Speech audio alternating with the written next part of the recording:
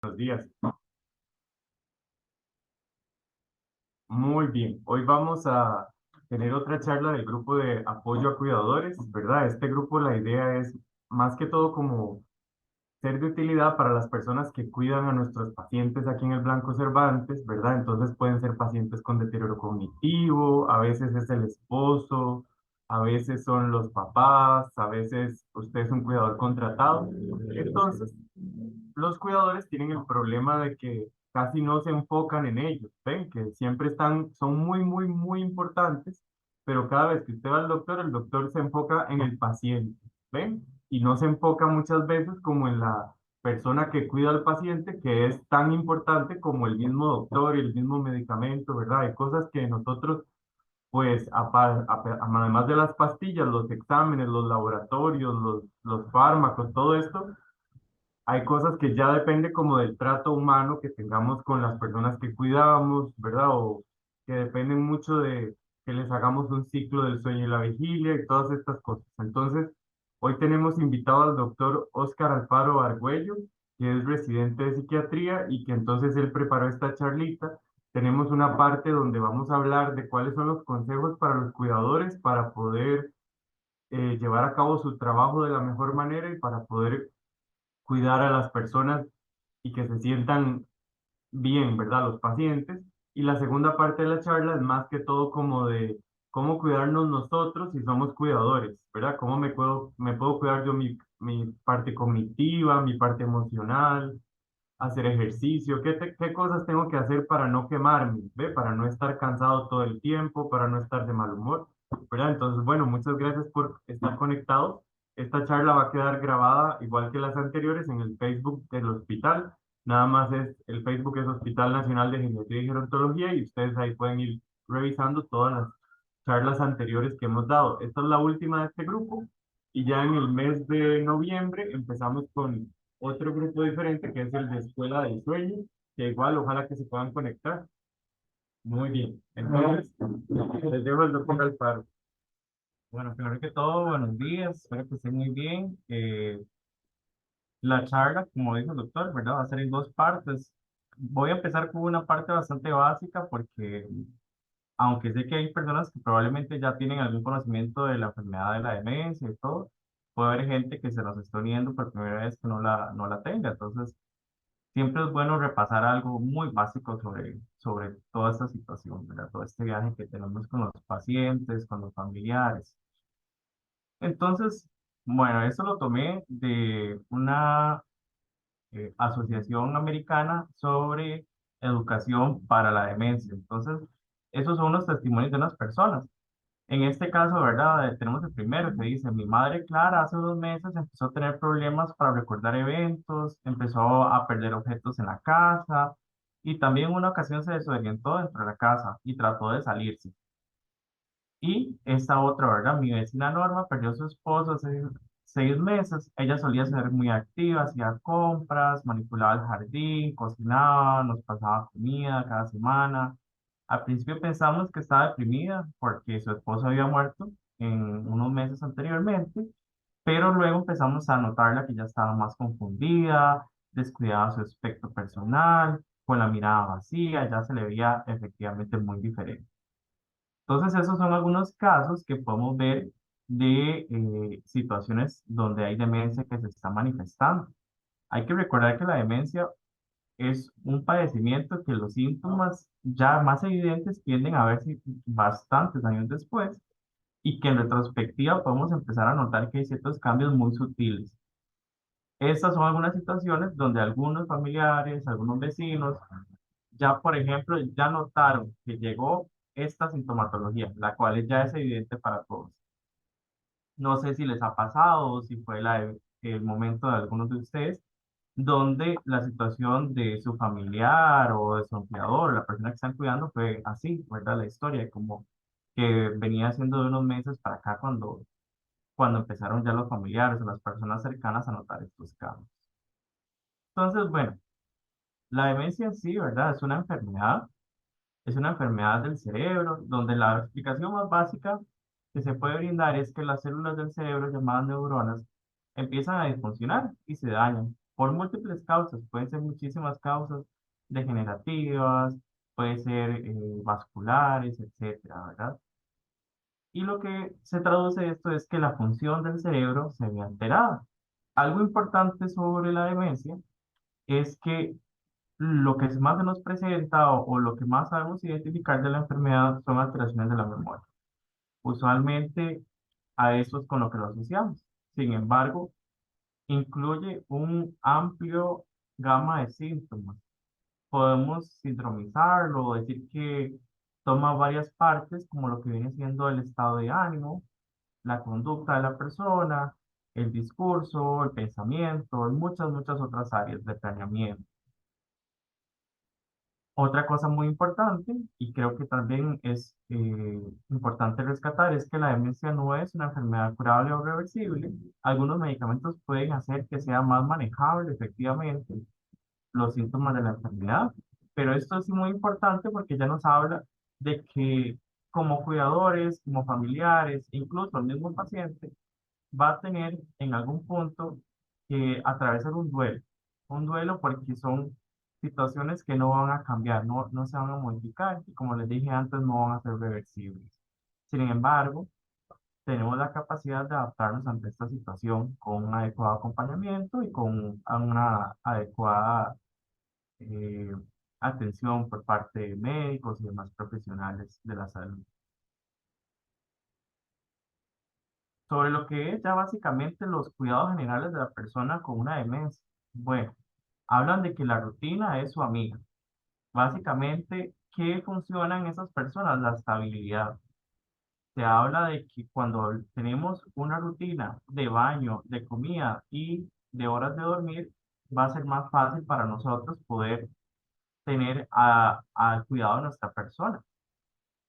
Otra cosa importante es que hay que reconocer que la demencia va a tener sus etapas. Van a haber etapas más tempranas, otras más avanzadas y finalmente unas más tardías.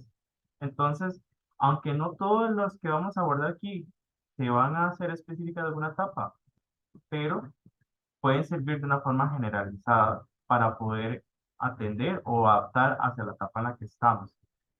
En este caso, ¿verdad? Es importante recordar que también van a haber situaciones que no van a funcionarnos a todos y que luego vamos a ver que experimentar mediante los cambios son lo que nos va a ayudar.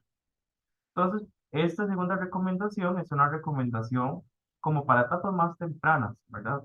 Que es que se le puede ayudar a la persona a hacer listas de pendientes, de citas y de tareas cuando empiezan a tener alteraciones de la memoria de las cuales ellos todavía son conscientes. Por ejemplo, si su familiar o la persona bajo su cuidado es una persona que todavía mantiene las capacidades de ir al supermercado y hacer ciertas compras, usted puede motivarlo a que esa persona haga una lista para que no olvide las cosas. ¿Por qué?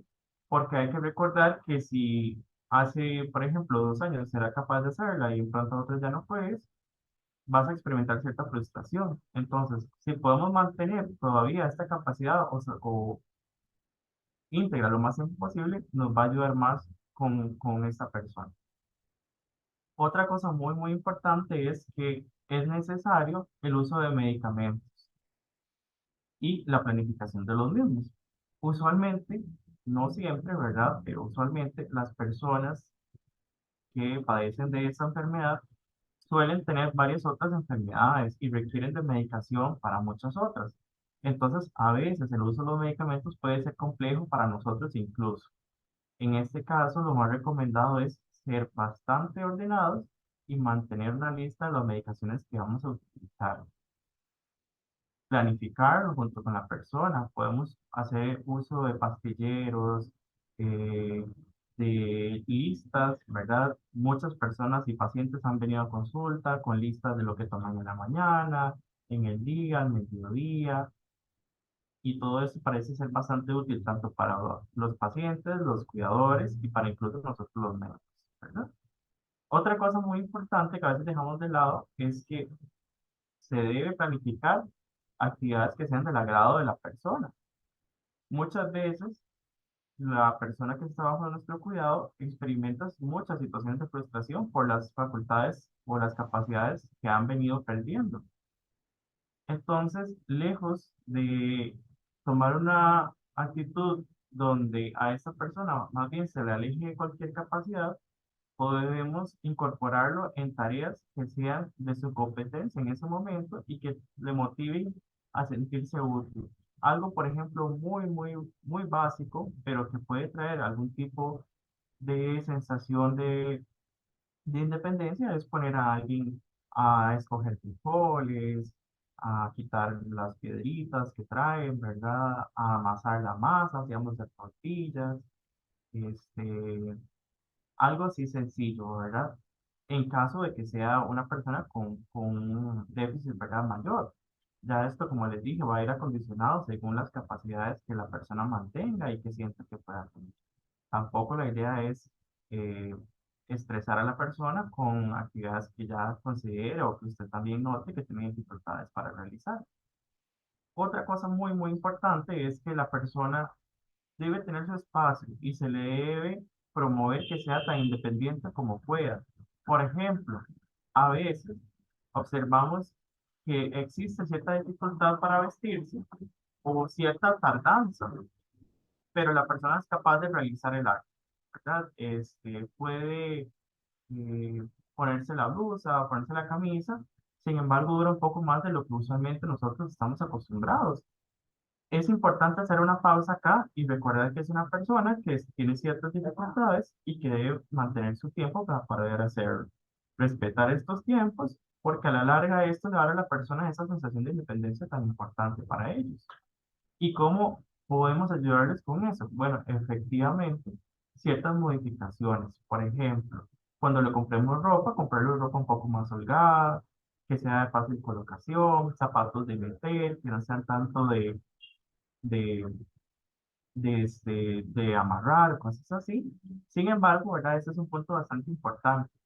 A veces, en nuestro afán de querer ayudar al familiar, a la persona bajo nuestro cuidado, olvidamos también que estas personas tienen sus propios gustos, ¿verdad? Nada más pensando en la comodidad. Entonces siempre hay que tratar de tener en cuenta esto, ¿verdad? Por ejemplo, si su mamá es una señora que siempre fue muy coqueta y usted va y dice, ay, bueno, esta bata está muy cómoda para ella, fácil de poner, pero a ella no le gusta porque se siente como en pijamas todo el día, tal vez considerar esta situación con la persona, ¿verdad? Cuando vayan de compras para eso. O decir, bueno, sí, sí, tenés razón, esa se ve como una pijama. Busquemos una blusita que sea como más fácil de poner, pero que sea de su gusto, para llegar a un punto intermedio, de acuerdo con los dos. Siguiendo con el mismo tema, ¿verdad? Algo muy importante y que también brinda mucha facilidad es que a la persona se le debe servir usualmente en el mismo lugar la comida. Se debe ser o promover un ambiente de tranquilidad donde el tiempo que esa persona requiera para alimentarse sea el adecuado sin presionar. Y también siempre recordar ser cortés y amable con la persona. Esto porque es importante, porque con el tiempo la persona va a poder manifestar, por ejemplo, desorientación en su espacio. Entonces, tal vez no reconozca bien el lugar, pero si todos los días mantenemos este estímulo de que sean en un lugar y al mismo tiempo, va a ser más fácil llevar este proceso, ¿verdad? Va a haber ocasiones en las que sea tal vez un poco incluso difícil que la persona se alimente, pero esto lo vamos a favorecer con esta medida. Ya hablando propiamente de la parte de la comunicación y la conducta, ¿verdad? Nuevamente retomando este tema, es importante que la persona tenga su espacio personal y el control de su vida dentro de lo que le es posible. A veces, cuando recibimos un diagnóstico reciente de que nuestro familiar o la persona bajo nuestro cuidado está teniendo una alteración cognitiva, una alteración de memoria o un síndrome demencial, entramos como cuidadores en mucha angustia, en mucha ansiedad y en nuestro afán de ayudar, muchas veces tomamos una posición de andar detrás de esa persona constantemente, sin recordar que todavía mantiene muchas de sus facultades íntegras. Entonces andamos detrás, por ejemplo, de la señora diciéndole que yo te hago esto, yo te hago lo otro, déjame te ayudo. Y esto se puede percibir por la otra persona como una invasión, ¿verdad? Como una minimización todavía de mis oportunidades. Entonces, hay que hacer como una introspección a veces como cuidadores de esta situación y tratar de que esa persona logre hacer eso, ¿verdad? Ahora, en un caso, ¿verdad? Por ejemplo, de una demencia con mayor alteración, donde haya desorientación sobre la persona que tengo a mi enfrente, la recomendación es que hay que recordar a la persona quién soy yo e identificarme. No entrar en discusiones. Por ejemplo, si yo soy un cuidador contratado y eh, vengo a ayudarle a usted desde la mañana que se levante para bañarse, puede ser que me reciba con quién es usted, no lo recuerdo. Lo apropiado sería llegar y decirle, buenas, mi nombre es Oscar, yo estoy aquí para ayudarle. Si gusta, me ayuda, vamos a bañarlo, a asearlo, ¿verdad? Otra cosa importante es que hay que recordar también que cuando las personas que están teniendo esta enfermedad de demencia en sus etapas usualmente tempranas o más o menos medianas en tiempo, van a tener momentos de mucha angustia porque ellos son capaces y son conscientes de que hay alteraciones en su memoria, en su funcionalidad. Puede ser que un pronto a otro digan, mira, yo estaba haciendo tal actividad y la dejé, como dice uno, medio palo, ¿verdad? Y esto va a traer mucha tristeza y mucha frustración porque todavía son capaces de recordar cuando en el pasado eran capaces de hacer esta actividad sin ningún tipo de dificultad. Entonces es importante dar ese espacio de escucha, de entender qué es lo que está pasando, ¿verdad? Incluso hay que recordar que aunque está esta situación, no son personas que ya dejaron de tener sueños o anhelos. Puede ser que algo tan simple como que digan, tengo muchas ganas de ver el partido de fútbol que se va a venir la próxima semana, o tengo muchas ganas de ver, no sé, un concierto o algo así. Puede ser que incluso hasta este anhelo esté perdido en el tiempo y no pasa nada, ¿verdad? Lo que se debe hacer es escucharlos y decirles sí, por ejemplo, no sé, que digan que van a un concierto de que qué bonito escuchar a Juan Gabriel que viniera a cantarnos, ¿verdad? Ya Juan Gabriel falleció y todo. Entonces uno nada más los escucha, les dice sí, ¿verdad? Qué bonito, canta muy bien y no entrar en una discusión de que la parte temporal ya no está, ¿verdad? Porque no se va a ganar nada con esto, más bien va a empeorar la situación de la persona. Es importante también recordar que a veces hay estados emocionales en estas personas que ya están alterados y que por más que tratemos de calmarlos o de escucharlos, va a ser muy difícil bajar esa malestar emocional que tienen. Entonces, lo recomendado es tratar de bajar la tensión mediante una actividad o cualquier otra cosa que brinde más tranquilidad y le distraiga a la persona. Por ejemplo, se menciona eh, poner música, dar algún libro o ponerlos a colorear, ¿verdad? Ponerlos a doblar ropa, alguna cosa así que sea que esté entre sus capacidades y que les brinde más tranquilidad. Sobre el estilo de vida, ¿verdad? Muy importante es que siempre se debe aprovechar lo máximo del recurso que tenemos con la persona que está bajo nuestro cuidado, ¿verdad? Entonces, se menciona mucho en la mañana, como cuando empezamos nuestra rutina diaria de bañarlos o de que vayan al baño. Entonces, ponerles música del gusto de los dos o de la persona, que la persona si quiere cantar, si quiere bailar, sea posible, que se realice la actividad física entre las posibilidades. Y si yo como cuidador tengo la posibilidad, incluso mejor que yo vaya con esa persona. Esto nos va a motivar a ambos, va a disminuir la tensión de los dos, va a mejorar, ¿verdad? Nuestra sensación de bienestar y va a todavía dar una sensación de dominio de mi cuerpo en la persona que está bajo cuidado. Importante también, ¿verdad? La alimentación, lo que viene siendo una alimentación saludable y si se puede comer juntos para compartir un espacio de tiempo de comida. Ahora vamos a ver que también luego, ya como cuidadores, también vamos a inventar nuestro propio espacio. Pero esto estamos hablando de un escenario del día a día en el que yo estoy un cuidador, que estoy tranquilo, que no estoy quemado. y que lo que estoy aquí compartiendo con esta persona, ¿verdad? Importante darle opciones y lecciones para comer a su familiar que sean del agrado de los dos dentro de las posibilidades que tengamos. Por ejemplo, que llegue el tiempo de hacer una merienda y digamos, bueno, ¿qué quiere? Tengo manzana, tengo yogur, tengo unas tortillas acá con esto, ¿qué prefieres? ¿No? Y hacer este tipo de negociaciones son bastante importantes porque todavía la persona va a sentir que está en capacidad de tomar decisiones, de poder hacer ciertas cosas.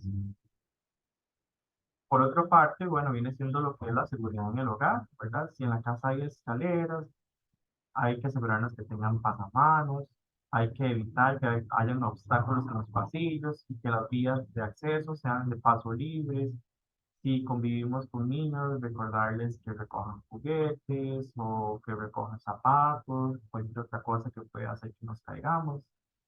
Y otra cosa importante, bueno, también es recordar que a veces nosotros, ¿verdad? Tenemos la tendencia de utilizar muchos recipientes de otras cosas. A veces echamos en una botella de Coca-Cola fabuloso, ¿verdad? Todas estas cosas para limpiar. Entonces, siempre si mantenerlo rotulado, todo. Y si ya nuestro familiar es una persona que tiene dificultades en la agudeza visual o también ciertas dificultades también para lo que es realizar esas actividades de limpieza, sin embargo sigue realizándolas, lo mejor es que no estén tan al alcance de esta persona, porque puede haber un momento de confusión donde se confunda por algún alimento o alguna bebida. Algo muy importante y que viene siendo, ¿verdad? Recordar que nuestros personas bajo nuestro cuidado son personas que requieren de mucho, todavía, lo que viene siendo ayuda, asistencia en ciertas cosas que son un poco más peligrosas, ¿verdad? Entonces, en este caso, sí les pongo lo del rasurado.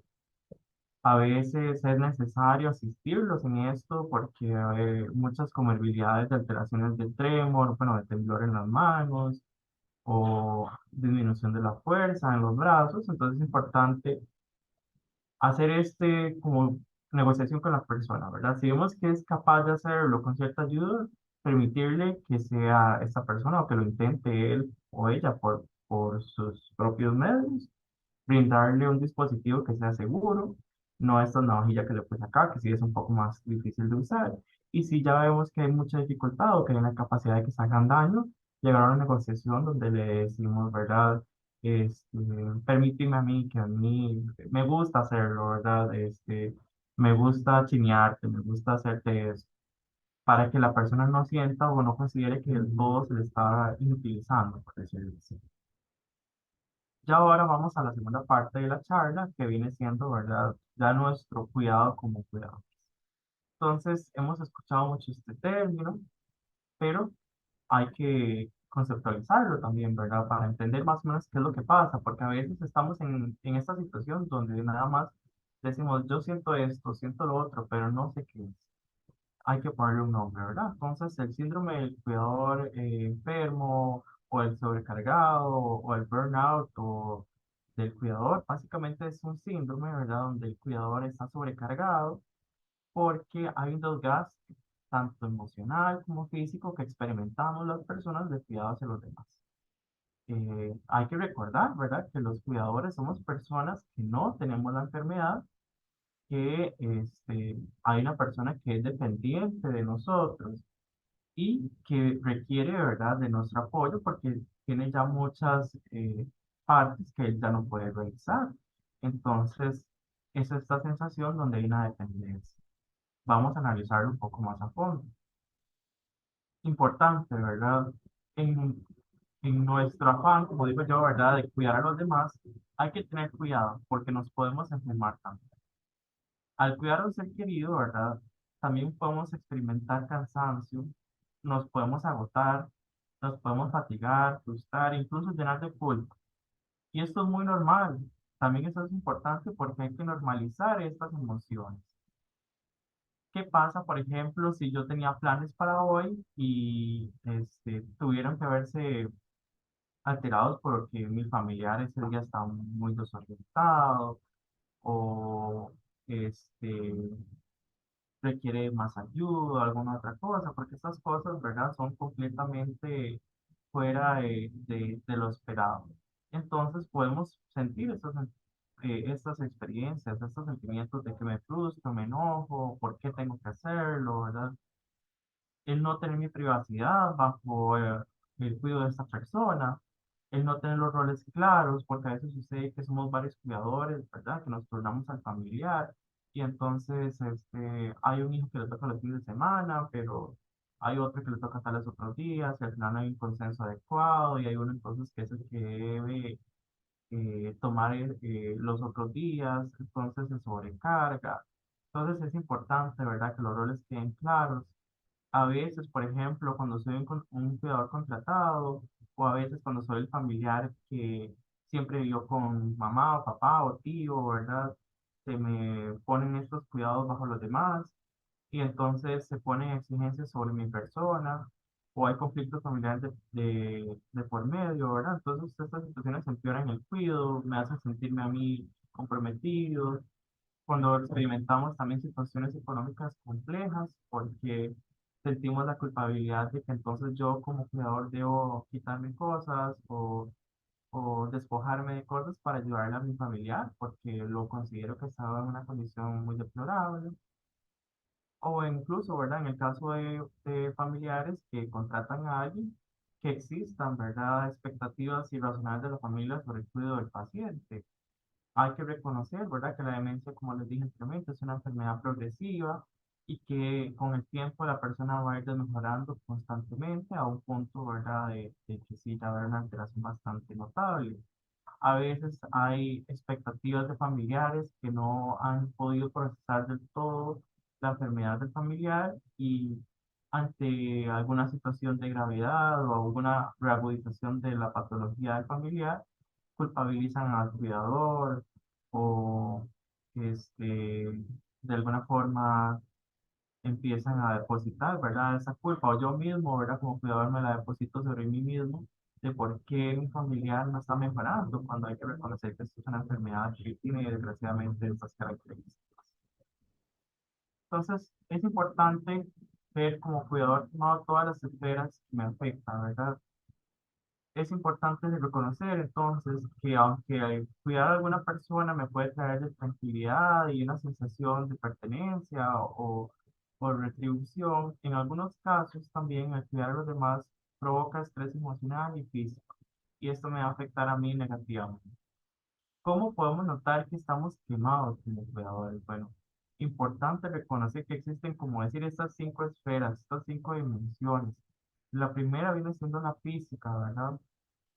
Puede ser que sí, que tal vez la persona bajo mi cuidado un día estaba muy cansada y no me dejó dormir muy bien.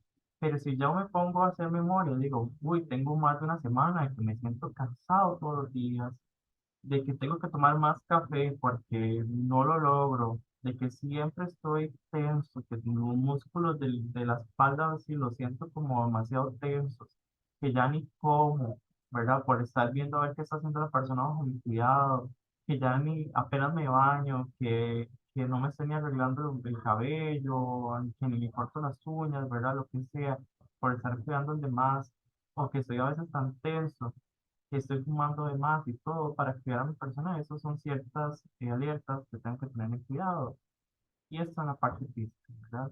En la parte emocional, reconocer que tengo varios días de sentirme triste o enfadado o irritable, constantemente tengo cambios de humor, que en momentos me enojo con la persona bajo mi cuidado, pero después me siento culpable, que cuando a veces los otros cuidadores me dan un día libre, ¿verdad? O mis empleadores, de la persona que pido, y yo voy y lo tomo, me siento culpable incluso en mi día de descanso, así, es importante reconocer que estoy sobreinvolucrado, que estoy ya muy quemado, que no me permito, ¿verdad? Este tiempo fuera, esta pausa. Otra es que me preocupo por el futuro constantemente, ¿verdad? Muchas veces sucede con los cuidadores contratados que los familiares empiezan a dar ciertas señales con el empeoramiento de la persona bajo nuestro cuidado, de que, qué vas a hacer, que cuando fallezca o lo otro, ¿verdad? Entonces es otra situación compleja de muchos estrés, ¿verdad? Otra de las áreas importantes viene siendo el área interpersonal, ¿verdad? Veo menos a mis amigos, ya no hablo tanto con los vecinos. Cuando las personas me preguntan algo, los trato mal, contesto de forma agresiva, o constantemente noto que un comentario que normalmente para mí sería indiferente me hace llorar o me hace sentirme triste o culpable, o cuando veo algo en televisión, ¿verdad? Que refleja mi situación actual me pongo a llorar, ¿verdad? Son situaciones de saber que por esa área estamos un poco mal, ¿verdad? También importante que como nosotros como cuidadores somos personas independientes, somos personas aparte, con nuestras propias motivaciones, nuestros anhelos también. Y cuando ya estamos muy quemados, ¿verdad? Vemos que ya efectivamente nada nos llena, ya lo que nos gustaba hacer no lo hacemos. Cuando tenemos cosas que son nuestras, ¿verdad? Como por ejemplo, no sé, si me gusta escribir, si me gusta pintar, si tengo que hacer trabajos, los voy dejando después, ¿verdad? Es como que ya lo que yo hacía para mí no tiene tanta validez, ya no tiene tanta importancia, entonces yo mismo lo voy desplazando. Me voy, ¿verdad? Como ser individual, me voy borrando porque es como que yo ponga a la persona bajo mi cuidado totalmente primero que yo. Y también vamos a notar que hay unos síntomas cognitivos también que se van a afectar. Me va a costar concentrarme, no voy a rendir igual. Por ejemplo, si cuido a mis papás que son ancianos, ¿verdad? Y tengo nada más que trabajar, en el trabajo ya no me va tan bien, me va a costar. ¿Qué hacer entonces cuando notamos que estamos cansados, que somos cuidadores, que nos estamos quemando o que ya estamos quemados, ¿verdad? Efectivamente hay que hacer cambios, porque si no los hacemos vamos a seguir en esta dinámica. Entonces, cuando vemos que la necesidad de ayuda es muy importante, tenemos que solicitarla, ¿verdad? Si yo digo, tengo 2 semanas de estar cuidando constantemente a este familiar y ya de verdad que mi tiempo tengo que ir al baño, tengo que ir a una cita médica, tengo, no sé, una carie y ni siquiera me lo puedo atender. Habrá que pedir ayuda, ¿verdad? A otros familiares, a otras personas. Tengo que salirme de algún tiempo a descansar. Muy, muy importante, ¿verdad? También a veces olvidamos alimentarnos por estar cuidando a los demás. Entonces tenemos siempre que descansar nosotros apropiadamente. Tenemos que alimentarnos apropiadamente y nutritivamente. Muchas veces he visto o he hablado con personas que cuidan a otros familiares y hablan de que por el estrés de estar preparando la comida y todo a su familiar o al paciente que cuidan, le dan comida nutritiva y todo, y a ellos, ¿verdad? Comen, solo toman café, ¿verdad? O comen muy poco, una galleta soda, lo que sea, empiezan a perder peso. No se dan cuenta hasta cuando ya la ropa no les queda, ¿verdad? Que les queda muy grande. Importante, ¿verdad? También darse su propio espacio, practique sus pasatiempos, haga las cosas que le apasionan, haga las cosas que usted le recuerda, que usted es un ser, ¿verdad? Individual, que usted también está aquí con sus propósitos, con sus deseos, ejerza eso, ¿verdad? Cuando tenga tiempo, ¿verdad? También converse con familiares, con otros vecinos, mantenga su ritmo social. Si usted, por ejemplo, es una persona que, no sé, todos los lunes, y miércoles y viernes le gusta las clases de Zumba también ahí en el barrio, vaya, ¿verdad? Negocie con los otros cuidadores, con los familiares, porque usted debe proveerse estas cosas o sea, para su sociabilización con los demás, con personas que no solo hablen de la enfermedad, porque también, ¿verdad? Pasa esa parte donde cuando cuidamos a alguien enfermo, nos rodeamos incluso hasta personas que también son cuidadores, que también están cansados. Entonces nuestras conversaciones son siempre en torno a esto. Y olvidamos que también somos personas que no tenemos esta enfermedad y que tenemos otras cosas más que nos llaman la atención, nos gustan. Siempre tratar de hacer actividad física. Y bueno, ¿qué puede pasar también? Que a pesar de que tal vez hice todo esto, no hay una mejoría, ¿verdad? En este caso hay que buscar ayuda, hay que buscar tratamiento, porque puede ser que ya esté, ¿verdad? Yo con una depresión, o esté teniendo, ¿verdad? Algún episodio ansioso, esté teniendo problemas de insomnio, ¿verdad? Entonces ya cuando empiezo a notar que no hay mejoría, a pesar de que instauro ciertas de estas medidas para cuidarme, debo buscar ayuda médica. Otras estrategias, ¿verdad? Bueno, la meditación, existen numerosas meditaciones guiadas en YouTube, incluso en redes sociales. podemos buscar y hay canales, ¿verdad? De otros profesionales de salud que te explican cómo poner un audio y seguirlo, incluso en Netflix vemos que hay varias, ¿verdad? Entonces los buscamos en unos pocos minutos, de 12 a 15 minutos, donde nos ponemos en los audífonos y lo que hacemos es desligarnos de la situación, mantenernos, ¿verdad?, en una respiración, en el aquí y en el ahora. Realizar ejercicio, como les dije, ¿verdad? Alimentación saludable y, ¿verdad? Si yo siento que ya hay una carga importante económica, una carga emocional y física para mí incluso, que me está afectando hasta mi propia salud, se puede solicitar ayuda a personas, a instituciones.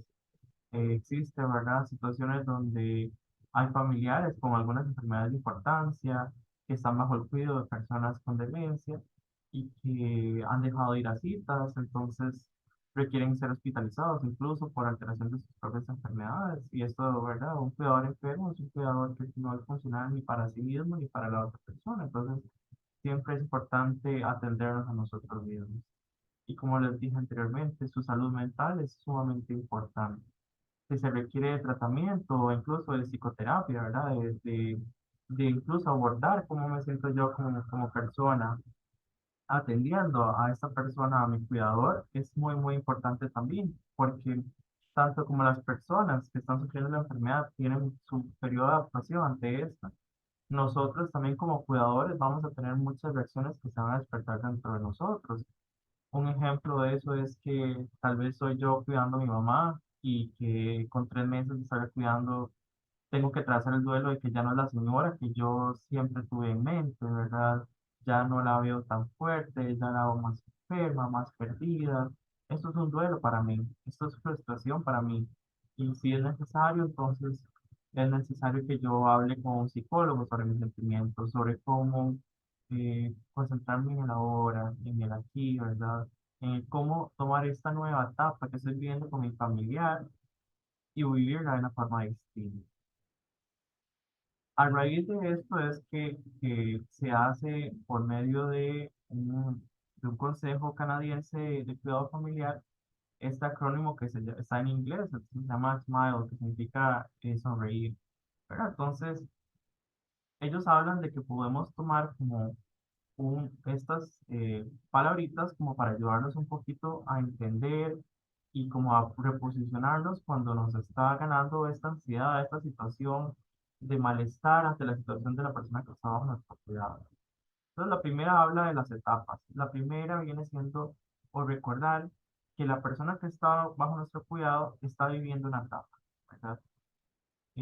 Dando el ejemplo, ¿verdad? Que yo soy el hijo que cuida a su mamá o a su papá con demencia a como viví mi etapa cuando yo estaba en el colegio y ellos trabajaban, o cuando yo me casé y ellos fueron a mi boda, fueron etapas de vida de yo con una edad y ellos con otra. Y esto es efectivamente otra etapa más, que tal vez me llena de ansiedad y de angustia porque es totalmente diferente.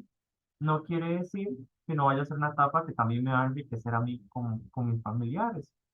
Importante también, ¿verdad? No comparar esa etapa con la previa, porque son momentos diferentes. No es la misma la etapa que yo viví cuando vivía con ellos siendo pequeño y estando en la escuela, a cuando viví con ellos ya estando casado, ¿verdad? Crear momentos bonitos, buenas memorias, esto es importante, esto siempre se puede generar, ¿verdad? Por el hecho de que la persona esté demenciada, no quiere decir que no es capaz uno de crear un momento o atesorarlos con ellos.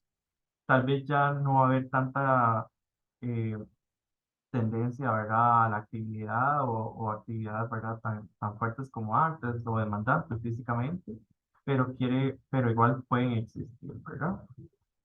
Y importante, ¿verdad?, es lo que les vengo mencionando, la parte social, ¿verdad?, siempre rescatarla, nosotros con otras personas, siempre tenemos que recordar que nuestra vida no solo está hacia este familiar. Otra cosa que dicen es que hay que tratar o intentar casi siempre sonreír, reír, ¿verdad? Mantener una actitud positiva y como conclusión dicen que la risa es algo que es contagioso y disminuye la tensión o lo aliviana. Y finalmente experimentar, ¿verdad? Cuando yo intento, por ejemplo, este, hacer alguna actividad con mi familiar y no funciona, ver esto, fallo, no como un fracaso para siempre, sino como una situación, ¿verdad? Que me da más pie a la creatividad, a decir, bueno, no me funcionó esto con mamá, pero entonces vamos a hacer esto otro, en otra situación, ¿verdad? Y bueno, finalmente recordarles que existen muchos recursos en línea. Aquí tengo algunos de ellos para poder educarme más. Por ejemplo, este primero que les pongo, ¿verdad? Ese es un enlace, es de español, está en español, es de España. Vienen muchísimas situaciones, ¿verdad? Viene como, por ejemplo, qué hacer cuando es la cena de Año Nuevo con mamá y papá o con personas con demencia. Qué hacer cuando no se quieren bañar, qué hacer cuando hoy se levantan de mal humor, o hoy cuando están muy perdiditos, ¿verdad? Todo ese tipo de cosas. Y también hay otros, ¿verdad? Como de cómo detectarme yo cuando estoy con el burnout, cuando estoy muy quemado, ¿verdad? Y finalmente, bueno, otros que son audiovisuales que tenemos acá, que son unos videos, ¿verdad? De estos que les hablé, están en español, son de una universidad en Estados Unidos, de Los Ángeles, y son bastante provechosos porque nos muestran situaciones muy típicas de cuidados de personas con demencia que usualmente experimentamos y a veces no sabemos cómo atravesar, ¿verdad? Por ejemplo, que hoy no se quiere bañar o que hoy me ha llamado 7 veces al trabajo, ¿verdad? Porque se le olvida, todo ese tipo de situaciones. Voy a ver si puedo ver.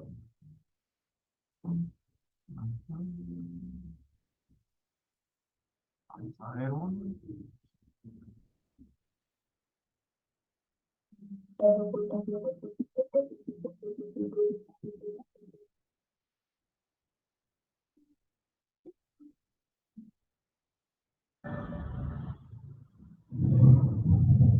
Contraté a una cuidadora para que se quede con mi mamá mientras estoy en el trabajo. Mi mamá se vuelve mala y agresiva hacia la cuidadora cuando ella intenta prepararla por la mañana. Mi mamá le grita que se salga e incluso puede tratar de abofetearla. Es una lucha diaria y la cuidadora está por marcharse. No puedo estar con mi mamá cada minuto y no sé qué hacer. Share, tal vez en share. Ah, aquí. Debe que cerrar.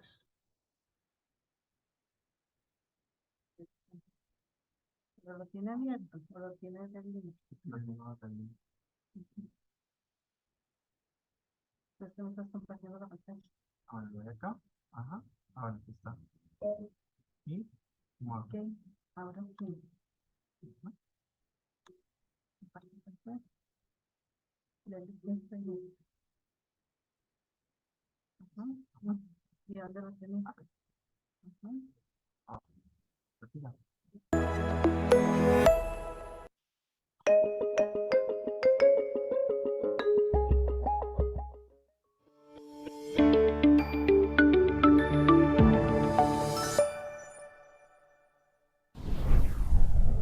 Contraté a una cuidadora para que se quede con mi mamá mientras estoy en el trabajo.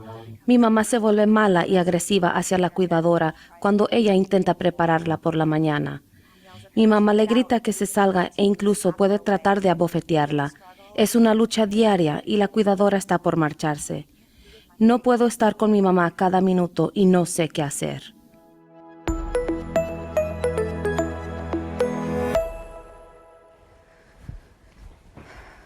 Ya es hora de despertar. Vamos al baño para limpiarse. Salgamos de la cama. Yo quiero quedarme en la cama, no quiero alistarme. Vamos, no otra vez. Por favor, no me dé un mal rato. Su cama está mojada. Necesita lavarse. Ya son las 9 de la mañana. Es hora de tomar su desayuno y su medicamento. No tengo ganas, vete y déjame en paz. Tranquila y cálmese. No me toques. ¿Cómo te atreves a decirme qué hacer? No necesito tu ayuda. Simplemente estoy haciendo mi trabajo. Vamos a prepararnos para el día. No necesito tu ayuda. Sal de mi casa y déjame en paz. Las personas con demencia pueden volverse agresivas por muchas razones. Esto puede ser una expresión de dolor, miedo, frustración, depresión, incluso ira. Las personas con demencia pueden no entender lo que se les está pidiendo que hagan y se sienten frustrados. Puede que realmente no entiendan por qué tienen que hacer algo, como tomar una pastilla o bañarse. La agresión generalmente no es personal, no es dirigida a la persona que se está agrediendo, aunque ciertamente se siente así. Reaccionar a la agresión con ira, con gritos, con agresión, solo escala la situación, la empeora.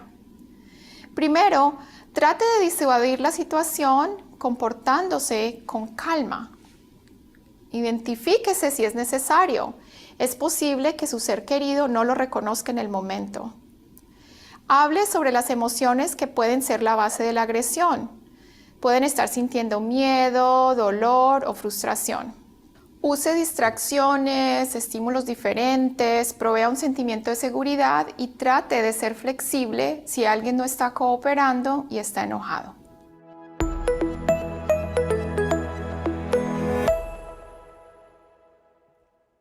Buenos días. Esta es Jane, su cuidadora. ¿Qué tal si damos un paseo después del desayuno con su perrito, Sugar? Me gusta mi cama. Quiero quedarme aquí. Puedes traerme el desayuno aquí a la cama. Claro, puedo hacer eso, pero veo que su cama está mojada. Haré una cama nueva para que pueda descansar cómodamente. Mientras tanto, ¿le gustaría desayunar en la mesa del comedor? No, quiero que traigas la comida aquí. ¿Qué tal aquí? Quiero asegurarme de que la cama esté limpia para que pueda descansar cómodamente. Ok, está bien.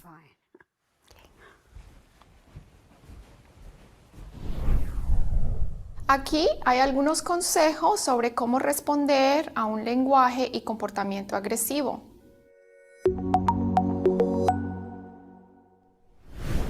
Mantenga su lenguaje simple. Dé una instrucción o haga una pregunta a la vez. No sea mandón y no grite. Todo lo contrario, use un tono de voz que calme, pero sin ser condescendiente. Brinde tranquilidad. Deje que la persona sepa que está allí para recibir ayuda. Intente mantener un lenguaje corporal positivo, usando gestos que provean calma, así como tocar a la persona con suavidad si es necesario. Proporcione suficiente tiempo para la interacción. Brinde espacio a su ser querido y vuelva a intentarlo más tarde si no puede redirigir a la persona. Es importante que usted también se mantenga seguro. Dese la vuelta lentamente si el comportamiento de la otra persona representa una amenaza para usted. Retire o bloquee los espacios donde se encuentran todas las armas, como las pistolas y los cuchillos.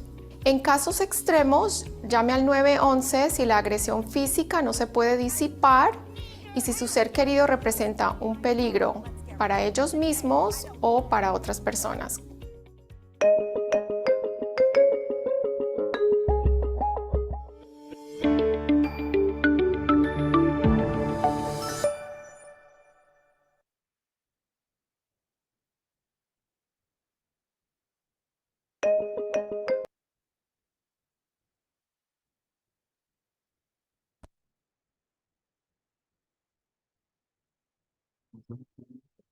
Voy a share nada más.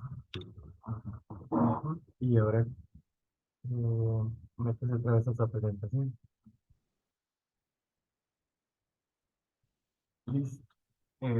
Como vimos, ¿verdad? Este era un video, siento yo que es bastante ilustrativo, ¿verdad? De situaciones que se pueden vivir. Hay numerosas más de muchas otras situaciones, ¿verdad? Entonces, los invito a que los puedan ver. Ahí dice, está en YouTube y se busca como UCLA, demencia, se escribe, porque está en inglés. Veo que hay una pregunta de Katia Blanco Ardón. eh, Nos pregunta, ¿será cierto que después de haber sufrido un accidente vascular cerebral ya las neuronas no se recuperan? Y efectivamente, ¿verdad? Después de haber un evento cerebrovascular, cerebral vascular, las neuronas, se pareciera así, se alimentan de lo que nos envía el torrente sanguíneo, ¿verdad? Entonces, si es por mucho tiempo, la falta de sangre, van a morir estas neuronas porque no se alimentaron, no tuvieron, ¿verdad? El oxígeno, los nutrientes que requerían, entonces por eso es que se dan estas defunciones. No sé si alguien más tiene alguna pregunta o incluso a alguien le gustaría comentar alguna experiencia o alguna sugerencia de alguna situación que haya tenido, ya sea como cuidador cansado que haya implementado algo que le haya ayudado o algún consejo a las otras personas que hayan hecho algo que les haya funcionado.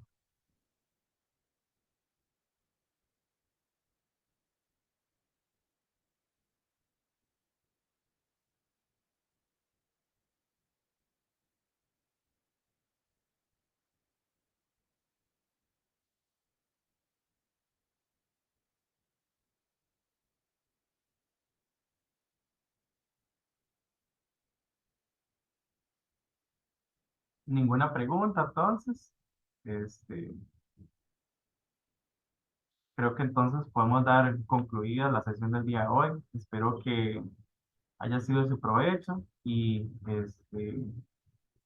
yo feliz de haberles dado, ¿verdad? Un poco de conocimiento dentro de lo posible. Ah, bueno, veo que hay una. Vamos a ver. Ah, con mucho gusto, Mari. Está bien. Que tengan un muy buen... Tengo una pregunta, también Ah, luego me informa. claro, dígame. Es que le quería comentar, bueno, ya he escuchado todo y hasta donde me han llegado las charlas y todas las he seguido. Tengo, mi paciente es con segundo infarto cerebral repetitivo, o sea, después de 15 años lo volvió a tener y ahora sí quedó completamente encamado. Y bueno, todo lo que conlleva, lo que ustedes saben, lo que dicen, todo es verdad, pero yo no, yo mantengo muy paz, soy muy tranquila, entonces, pero él usa muy mal vocabulario, muchas malas palabras, gritos, eso todos los días, a diferentes horas. Entonces, eso a mí me quita mucho la paz y me da mucha preocupación con los vecinos. Entonces, yo quisiera como una recomendación cómo manejar esa situación. Yo lo que hago, ya cuando es muy demasiado tiempo que está diciendo malas palabras y tratándome mal, porque lo que a mí me extraña es que él sí utiliza mi nombre cuando se refiere a decir malas palabras. Entonces yo les digo, ¿está con demencia o no? Porque sí, sí busco mi nombre. Entonces yo lo que hago en algunos casos es cuando ya es insoportable, si yo me retiro de la par de él, él incrementa los gritos y las malas palabras. Si me doy vuelta, igual, dice que tengo que estar ahí obligadamente, que no me mueva, bueno, exigente bastante.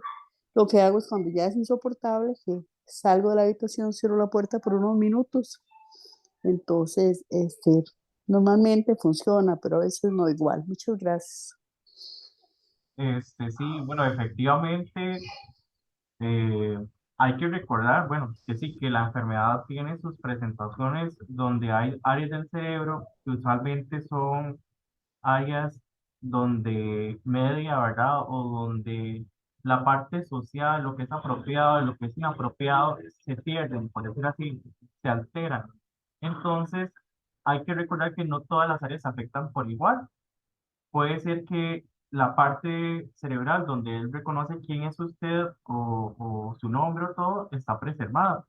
Sin embargo, puede ser que esa persona esté experimentando frustración, ¿verdad? O cualquier otra emoción negativa de forma interna y entonces, lejos, ¿verdad? De decir como, uy, estoy enojado o así, ¿verdad? Con un tono de voz apropiado, sin usar malas palabras, nada más todo lo quita, ¿verdad? Todo lo utiliza como decir un berrinche o un maltrato, no porque quiera generarte, ¿verdad? Como dicen ahí, se puede sentir y efectivamente se siente personal, más que como dices, está mencionando tu nombre, pero hay que recordar que es un cerebro enfermo, ¿verdad? Es un cerebro que ya no media, digamos, como la capacidad de resolver una discusión o un malestar de una forma apropiada, ¿verdad? Es como ver cuando un ejemplo, ¿verdad? Que es poco relacionado, pero los niños también tienen un cerebro que no está del todo desarrollado. Entonces, a veces un niño cuando tiene una situación de frustración o de malestar, a veces nos patea o a veces nos maldice, ¿verdad? O intenta golpearnos. Esto puede extrapolarse o compararse un poco con la persona con demencia, que ya sí tuvo su desarrollo adecuado, ¿verdad? De estas áreas cerebrales, pero ya la perdió, ¿verdad? Por la enfermedad. Entonces pasa esto. Es complejo, ¿verdad? Porque a veces sí gritan, ¿verdad? Dicen todas estas cosas. Lo que se recomienda en estos casos, ¿verdad? Es, como te digo, recordar que es la enfermedad manifestándose, que son síntomas, que no es personal.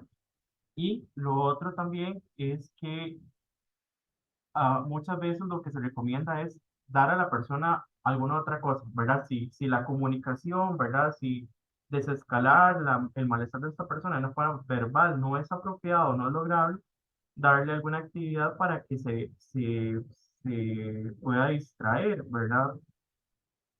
Ya si viene siendo incluso muy difícil, ¿verdad? Y más bien te agrede, como se veía en el video, así, sí sería bueno entonces ser nuevamente valorado, ¿verdad? O alguna otra situación para evitar esto, ¿verdad?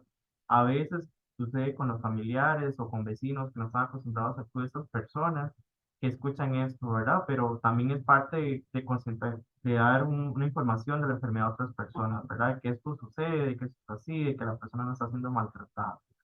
Ujú. Bueno, con permiso. Dentro de los trastornos de conducta, digamos, hay muchas teorías de por qué se dan, ¿ve? Entonces, ¿por qué será que este señor con los infartos cerebrovasculares está tan agitado? ¿Ve? Entonces, hay una teoría, por ejemplo, que habla de que ellos están aburridos y de que pasan todo el día en el mismo cuarto o en la misma cama o en la misma casa, ¿verdad? Y como que no tienen actividades. Por eso es tan importante, digamos, todos los recursos de apoyo. Ven, digamos, si tal vez no sea el caso de este señor, pero si usted lo puede llevar al centro diurno, usted va a ver que los pacientes con demencia, aunque ellos no estén muy deteriorados, disfrutan de las actividades grupales. Ven, entonces, por ejemplo, si ponen una marimba, si hay un karaoke, a veces cuando uno va a los centros diurnos, lo que hacen es que tiran una bolita, ¿verdad? En una cesta y usted ve que con solo eso ya ellos están como interesados en tratar de hacer el ejercicio, a pesar de que ya no recuerden, ¿verdad? Muchas cosas y que la parte cognitiva esté mal, ellos intentan como participar. Sí, ¿verdad? Eso sería como el mundo ideal, ¿verdad? Los cuidadores, ¿verdad? Que tal vez no lo dijimos en la charla, ¿verdad? Solo tenemos como tres gradas, ¿ve? A veces los pacientes, ¿verdad? Son muy difíciles de manejar, una sola persona no lo puede manejar, a veces el trabajo es de 24 horas, entonces solo hay tres grados. Lo primero es que la familia intente resolver la situación. Después hay veces que la familia ya no puede más, ¿verdad? O que solo es un hijo y tiene que hacer su propio trabajo y además cuidar a la persona. El segundo es que haya un cuidador contratado, ¿verdad? Entonces a veces en vez de comprar medicamentos muy caros o llevarlo a consultas privadas, tal vez es mejor aprovechar el seguro social y esos dineros usarlo para pagar cuidadores que lo saquen, aunque sea en la silla de ruedas, a darle una vuelta a la cuadra o que lo saquen al jardín, que lo estimulen, ve que el señor esté como que tenga aventuras todos los días. Y el tercero son los centros diurnos y los hogares de ancianos.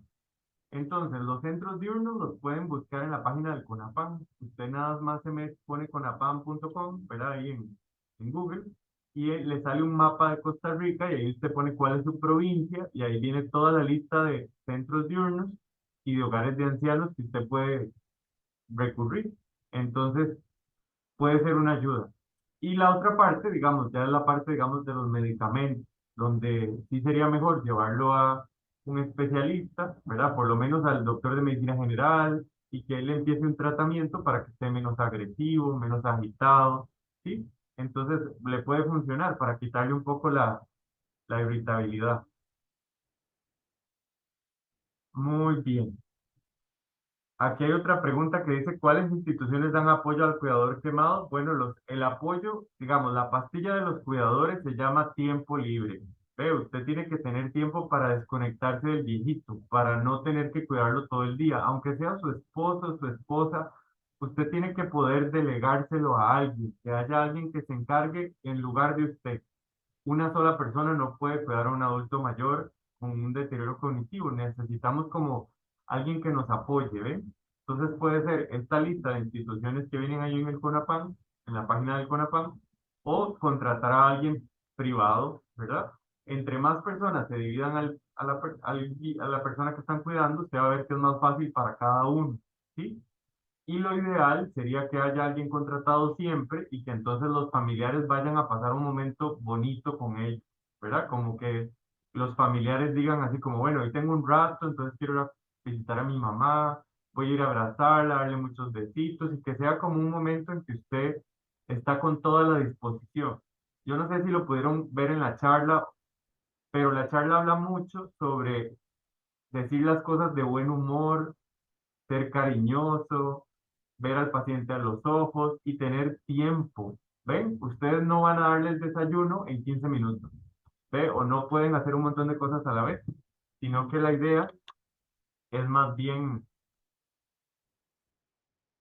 perdón, sino que la idea es más bien tomarse el tiempo que se necesite. Si ustedes ven que para darle de comer a un adulto mayor necesitan una hora de tiempo porque hay que darle cucharadita por cucharadita y además hay que poner una música que a la persona le guste, ojalá sacarlo al jardín de la casa o ponerlo en la terraza y usted ve que ahí se porta mejor, entonces ahí le va a dar de almorzar. Entonces el almuerzo pasa de ser algo rápido a ser algo terapéutico, ¿ve? Donde usted hace un vínculo con la persona, además usted le ayuda a comer, no le da de comer si el paciente no lo necesita, pero sí es importante que usted se siente ahí con un plato y un vaso y parezca que están comiendo los dos, para que él vea que ese es el momento de comer, ¿verdad? Y como dijo el doctor al principio de la charla, que ojalá que todas las actividades se repitan y se repitan y se repitan todos los días. Tal vez no la actividad exacta, pero sí el horario. Ven, entonces, hoy lo voy a estimular y lo voy a llevar a comer a una soda, ¿verdad? O a tomar café a tal lugar, o lo voy a llevar a Spoon, o lo voy a llevar a un restaurante. Entonces, tiene que ser siempre a la misma hora. ¿Ve? Porque usted ya lo tiene entrenado de que a esa hora le da hambre. Entonces, si usted sabe que comen a las 12, ya usted desde las 11 tiene que ir saliendo de la casa para llegar al restaurante porque a las 12 tiene que estar sentado comiendo, ¿verdad? Cosas así. Muy bien. ¿Tienen alguna otra duda, algún otro comentario? Doctor, ¿a usted le gustaría hablarle algo a la parte de cómo manejar trastornos de conducta por demencia? No, yo creo que, ¿verdad? Sí, como más que todo, como recalcó el doctor, ¿verdad? Sí se requiere de tiempo, se requiere de paciencia y para tener todas estas cosas, para poder hacerlo bien, se requiere de un cuidador que esté bien, ¿verdad? Que esté descansado, que tenga su tiempo libre, que su cabeza no solo esté llena, digamos, del cuidado que tiene que dar esta persona, sino que también sea por disposición, ¿verdad? Por, que sea voluntario, que sea porque la motivación nace de ahí. Ujú. Bueno, muchísimas gracias. Y entonces, esta es la última charla del grupo de ayuda a cuidadores. Y en noviembre, si quieren, se pueden conectar. Empezamos la primera semana de noviembre con el grupo de Escuela del Sueño, que ahí son 4 lunes igual. Y damos todas las técnicas de cómo dormir bien, técnicas de relajación, respiración, meditación, ¿verdad? Y además un montón de consejos para usted o para personas que ustedes están cuidando para que duerman como un bebé. Bueno, muchas gracias. Hasta luego.